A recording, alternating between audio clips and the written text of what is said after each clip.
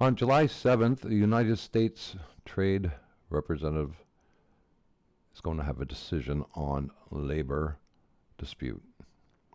Forced labor tariffs on July 7th. It's July 3rd.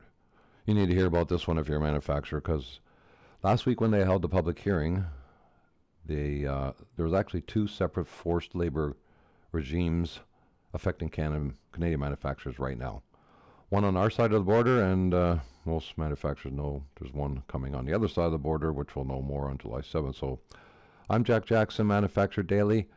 I ran a 34-year-old manufacturing company for 17 years and lived some of this tariff stuff, so let me get into it. On June 2nd, 2026, I'm going to read a little bit because it's you need to be a little detailed here, but the United States Trade Representative proposed a 10% additional tariff on Canadian exports into the U.S. under Section 301 of the Trade Act. The investigation found that Canada, along with 59 other countries, failed to effectively enforce prohibition on imports made with forced labor. Of course, we have our own, and we're not supposed to accept it.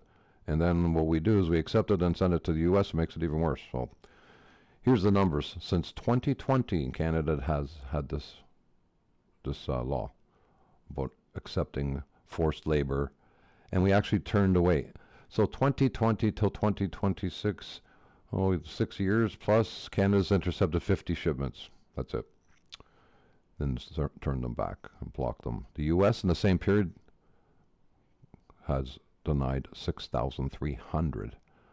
If you do the math, I mean, yeah, the U.S. is a lot bigger, but 50 in 6 years, that's it.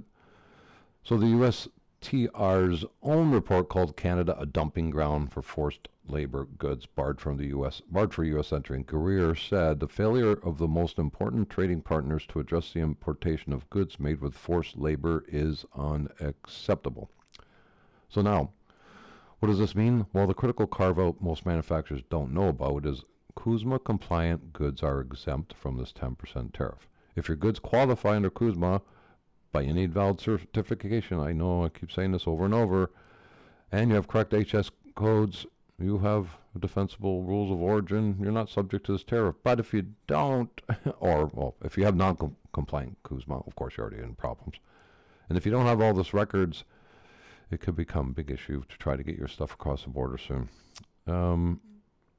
The tariff's not in effect yet, but written comments are be closing July 6th, public hearings July 7th, and they intend to finalize and impose this by July 24th.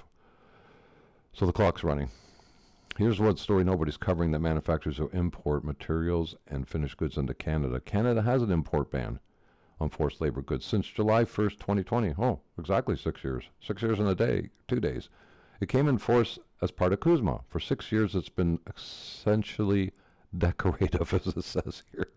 2 shipments blocked in 6 years. CBSA doesn't even publish the enforcement. I thought they said 50 up here.